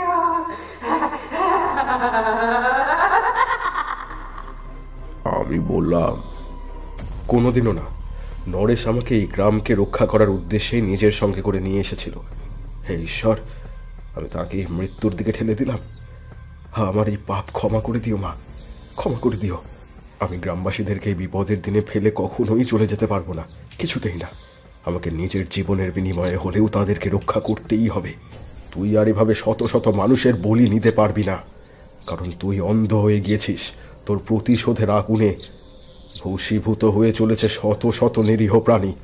এটা জীবনের সত্য কখনোই হতে পারে না, কিছুতেই পারে না। না, আমি হতে দেব না। আমি জীবিত থাকতে নিজের প্রাণের বিনিময়ে হলেও এই মানুষগুলিকে রক্ষা করব। তোকে এখানেই বন্দি করব আমি। এরপরে দেখি কিভাবে তুই মালতীর শরীরকে কবজা করে বসে থাকতে পারিস। বেরোতে তোকে হবেই, আর তোকে মুক্তি দেবে এই তারানাথ তান্ত্রিক। কথাটা মনে রাখিস, আমি তোকে মুক্তি দেব, তোকে যেতেই হবে। আমার কথাগুলি শুনে মালতী উঠে দাঁড়ালো। এরপরে ওই কুড়ুলটিকে নিয়ে আমার দিকে এগিয়ে আসতে শুরু করলো। আমি তার পূর্বেই মন্ত্রপাঠ শুরু করলাম। এই মন্ত্রের ধ্বনি মালতীর কানে যেতেই তার হাত থেকে মাটিতে খসে পড়ে গেল ওই রক্তমাখা কুড়ুলটি। জানি না এর পূর্বে ওই কুড়ুল কত মানুষের প্রাণ হরণ করেছে, কত মানুষের রক্তে ধুয়েছে সে নিজেকে। আমি আর অপেক্ষা করলাম না, মন্ত্রপাঠ অবিরত রাখলাম। এটি ছিল একটি বাঁধন মন্ত্র। এই মন্ত্রের দ্বারা কোনো প্রেতকে সহজেই বেঁধে ফেলা যেত। সে ওই সীমারেখার মধ্যেই আবদ্ধ হয়ে থাকতে বাধ্য হতো। ওই সীমারেখার বাইরে বেরোনো সম্ভব হতো না। মালতীর সাথেও তাই হলো। সে বেরোতে পারল না। রাগে গর্জন করতে শুরু করলো মালতী। ছেড়ে দে, ছেড়ে দে বলছি, আমাকে যেতে দে। আমি তোদেরকে শেষ করে ফেলবো। আমাকে বাঁধনে বেঁধে রাখতে চাইছিস তারা না? তোর কোনো ধারণা নেই, তুই পারবি না, কিছুতেই পারবি না। আমি এক শরীর থেকে অচিরেই অন্য শরীরের মধ্যে প্রবেশ করে যেতে পারবো। কেউ কিছুই করতে পারবি না, কথাটা মনে রাখিস। ও, আমার কষ্ট হচ্ছে, বেরোতে দে আমাকে, বেরোতে দে বলছি। আমি জানতাম ওই প্রেত আর সেখান থেকে বেরোতে পারবে না। তাকে মালতীর শরীরের মধ্যেই আটকে পড়ে থাকতে হবে। হঠাৎ করে দেখলাম সে নিজের কুড়ুলটিকে হাওয়ার চেয়েও দ্রুততার সাথে আমার দিকে এগিয়ে দিল। আমি অজান্তে পাশ কাটাতে গিয়েও পেরে উঠলাম না। সেই কুড়ুলটি আমার ডান হাতের কিছুটা অংশ কেটে দিয়ে মাটিতে পড়ল। ছড়ছড় করে সেখান থেকে রক্ত ঝরে পড়তে শুরু করলো। আমি আমার গায়ে রাখা নামাবলির কিছুটা অংশ ছেড়ে ক্ষতস্থানে পট্টি করে দিলাম। তবুও হার আমি মানলাম না। ওই প্রেত যে আমার আরো ক্ষতি করতে পারে এটা জেনেও বাইরে বেরিয়ে এলাম। বাড়ির ভিতরে মালতী গর্জন করতে করতে বলল, পালিয়ে যাবি কোথায়? দলবল নিয়ে এলেও তুই আমাকে শেষ করতে পারবি না। কোথায় আর যাবি? কত লোক জড়ো করবি কর, কিন্তু কোনো লাভ হবে না। আমি যেটা চাইবো সেটাই হবে।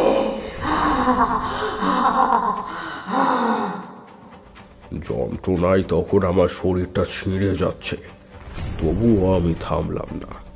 আমি গ্রামবাসীদের সাথে কথা বলবো বলে ঠিক করেছিলাম।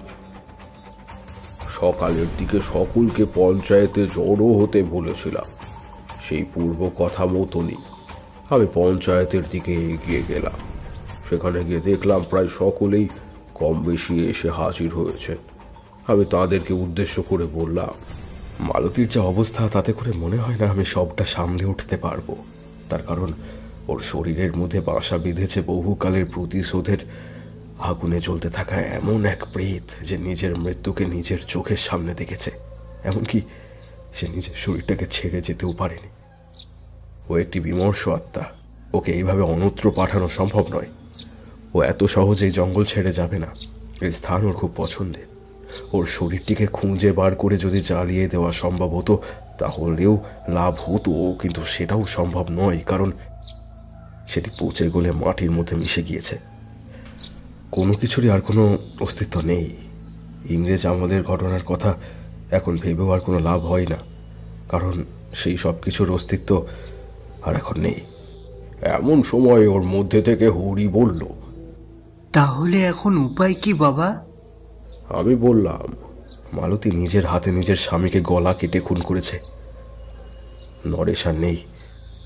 সকলে এই কথাটি শুনে চমকে উঠল, কিন্তু আমি এরপর সবটা তাদেরকে গুছিয়ে বলেছিলাম।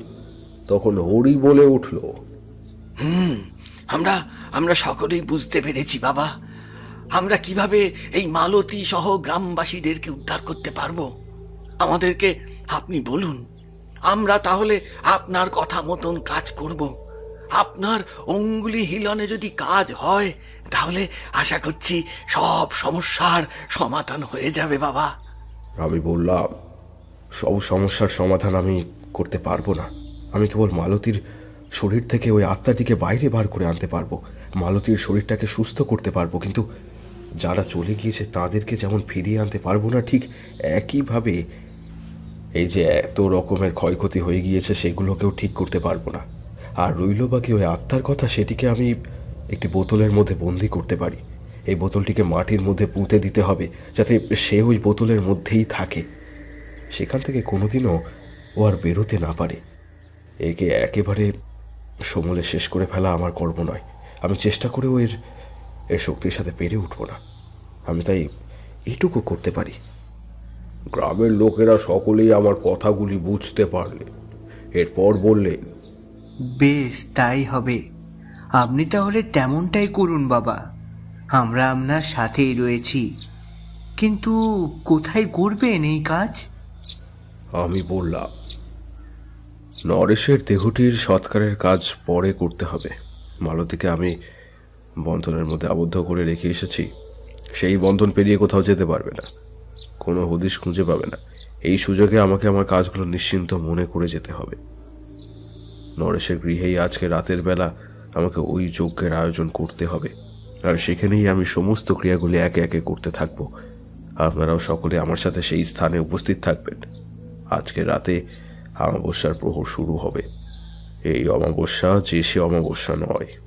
এই অমাবস্যাতেই এমন ভয়ঙ্কর প্রেতদেরকে বশে আনতে হয়। আপনারা আমার সাথেই চলুন, আমি যজ্ঞের আয়োজন করছি। সন্ধ্যার পরে আমরা সকলে নরেশের বাড়িতে ফিরে যাব। এই বলে আমরা সকলে যে যার কাজে লেগে পড়লাম। পঞ্চমুণ্ড যজ্ঞের আয়োজনের জন্য যা যা সরঞ্জাম প্রয়োজন সব কিছুই নিয়ে এলাম। 5টি জন্তুর মাথার প্রয়োজন ছিল, সেই সব কিছুকেই সংগ্রহ করে নিয়ে এলাম। কিন্তু ওগুলিকে সংগ্রহ করতে করতেও আমি সেই প্রেতের উপস্থিতি টের পাচ্ছিলাম। সে যে আমাকেই লক্ষ্য করেছে ও আমার প্রতিটি কাজের উপরে কড়া প্রভাব নজর রাখছে তার সবটাই আমার চোখের সামনে স্পষ্ট হয়ে উঠেছিল। তবে আমি মা কালীকে স্মরণ করে নিজের কাজগুলি একে একে করতে থাকলাম, সময়ের সাথে সাথে যাতে সমস্ত রকমের সমস্যার সমাধান হয়ে যায় সেই চেষ্টায় ব্যতি রইলাম। সব শেষ হলো নির্দিষ্ট সময়ের মধ্যেই। এরপরে সন্ধে ঘনিয়ে এলো। আমি গ্রামবাসীদেরকে সঙ্গে নিয়ে এগিয়ে গেলাম নরেশের বাড়ির দিকে। সেখানে দেখলাম একেবারে নিশ্ছিদ্র অন্ধকারের আবহে ঢাকা পড়ে গিয়েছে, কোথাও কোনো টু শব্দটিও নেই। আমি তাদেরকে বললাম, আপনারা আপনাদের হাতে এই মশালগুলিকে ধরে রাখুন, মনে রাখবেন কারোর মশাল যেন না নেবে। এই মশালের আগুনই আমাদেরকে রক্ষা করতে পারে। যতক্ষণ পর্যন্ত আমাদের কাছে এই আগুন রয়েছে এই প্রেত আমাদের কোনো ক্ষতি করতে পারবে না। আমি এতকাল এত রকমের ভয়ঙ্কর সব প্রেতদের সাথে লড়াই করে এসেছি, কিন্তু এই রকম কোনো কিছুর মোকাবেলা আমাকে আগে করতে হয়নি। এর এই বিভৎসতাই প্রমাণ করে দিচ্ছে এ কতখানি ভয়ঙ্কর। আসুন ভিতরে যাওয়া যাক। এই বলেই আমরা সকলে ভিতরে প্রবেশ করলাম। সেখানে গিয়ে দেখলাম মালতী ওই বাঁশের সাথে মাথাটা ঠেকিয়ে ঝিম মেরে বসে রয়েছে। মাঝে মাঝে গর্জে উঠছে নিজের খেয়ালে। নরেশের মৃতদেহটা ওইভাবেই সেখানে পড়ে রয়েছে।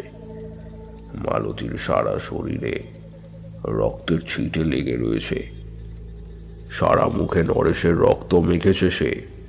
আমি গ্রামবাসীদেরকে বললাম, ওকে এখন ডেকো না, ও যেভাবে বসে রয়েছে অমন অচেতনভাবেই বসে থাকতে দাও, ওকে কোনোভাবেই বিব্রত করো না। আমি যজ্ঞের কাজ শুরু করছি, আমি মন্ত্রপাঠ করতে শুরু করব। সেই মন্ত্রের শব্দের দ্বারা প্রভাবিত হবে মালতী। এরপরে সে ওই রণচণ্ডী মূর্তি ধারণ করে তোমাদের ওপর আঘাত হানার চেষ্টা করতে থাকবে। কিন্তু ভুলো না, তোমরা কেউ হাতের থেকে ওই মশালটি সরিয়ে ফেলবে না। মনে রেখো, এটা করলে কিন্তু তোমাদের বিপদ অনেকাংশই বেড়ে যাবে। যেটা বললাম সেটা মাথায় রেখো। আমি মন্ত্রপাঠ শুরু করলাম। ধীরে ধীরে দেখলাম যজ্ঞের আগুনের আঁচ দিয়ে পড়তে শুরু করলো মালতীর শরীরে। সে বিড়বিড় করে কি সব বলতে বলতে হঠাৎ মারাত্মকভাবে উত্তেজিত হয়ে উঠল। এরপরে আমাদের দিকে তাকিয়ে বলল, আবার এসেছিস তোরা? আমাকে একটু শান্তিতে জিরাতে দিবি না কেন? কে এসের জন্য? ওরা কি ভেবেছিস আমাকে মন্ত্রের জালে জড়িয়ে বাঁধতে পারবি? কোনোদিনও না। মালতীকে আমি নিজের সঙ্গেই নিয়ে যাব। আর আমি যদি একবারে বাঁধন ছিঁড়ে বেরোতে পারি তাহলে আমি চিরকালের জন্য মুক্ত হয়ে যাব। আজকের এই রাত কেটে গেলেই ব্যাস, আর কোনোদিনও কেউ আমাকে বাঁধতে পারবে না। আমি মুক্তির নিঃশ্বাস নেব, চিরতরে মুক্ত হয়ে ঘুরবো আমি।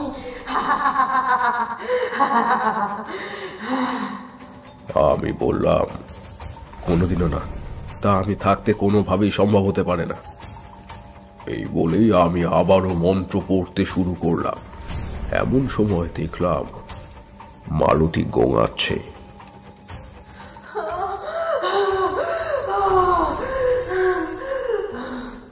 ওর যে কষ্ট হচ্ছে সেটা বেশ বুঝতে পারলাম। ও বলতে লাগলো, ছেড়ে দে আমাকে, আমি আর পারছি না, জ্বালা করছে আমার শরীরটা। যেতে দে আমাকে, যেতে দে বলছি।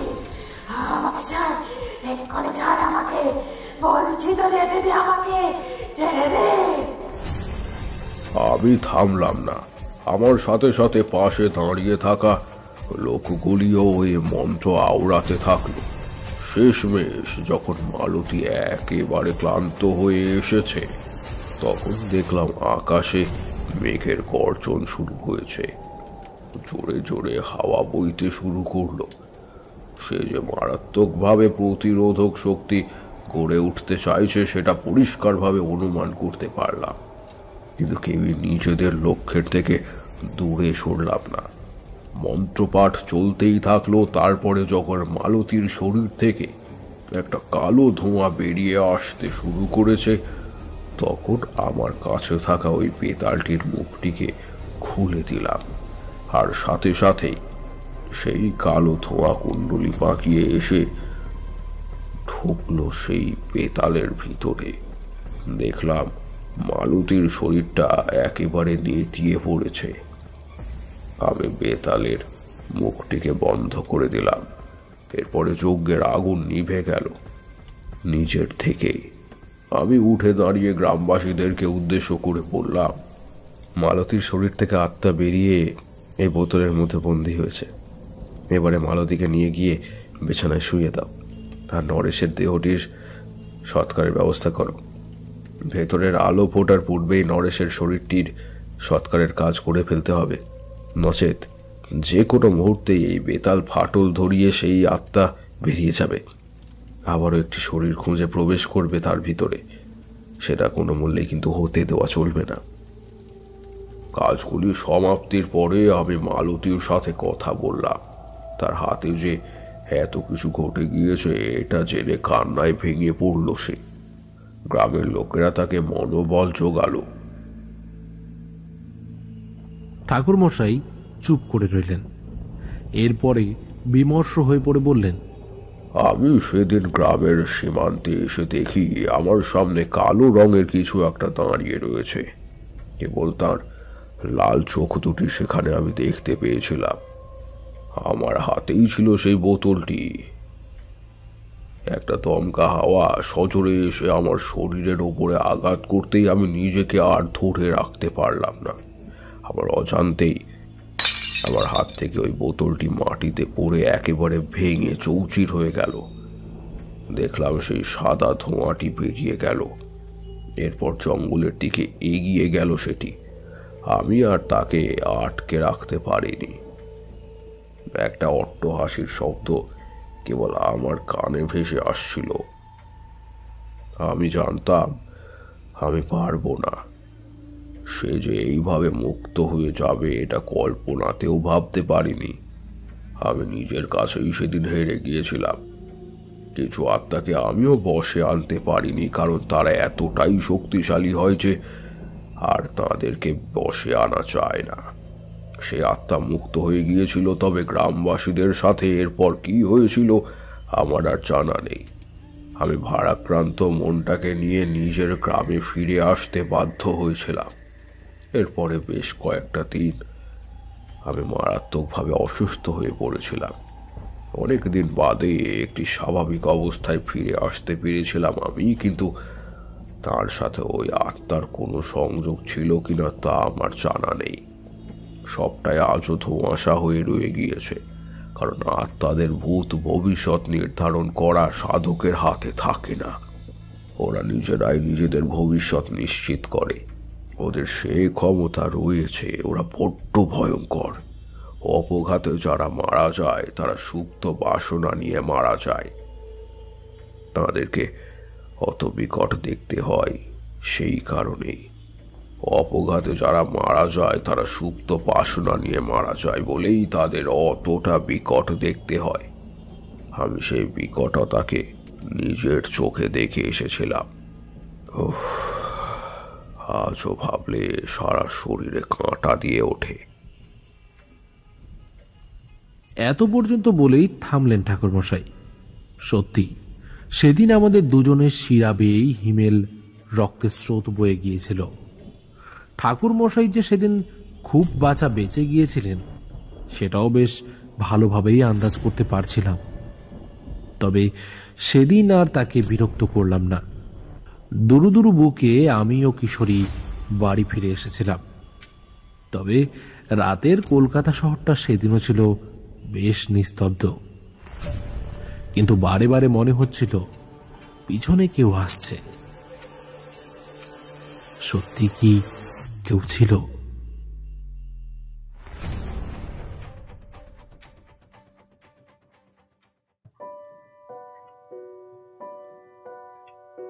শুনছিলেন তারানাথ তান্ত্রিকের গল্প ডাও হিলে স্কন্দকাটা। গল্পটি আপনাদের কেমন লাগলো অবশ্যই আমাদের কমেন্টের মাধ্যমে জানান। যদি ভালো লেগে থাকে তাহলে একটি লাইক করবেন এবং এরকম আরও গল্প শুনতে সাবস্ক্রাইব করতে পারেন অন্ধকারের আওয়াজ।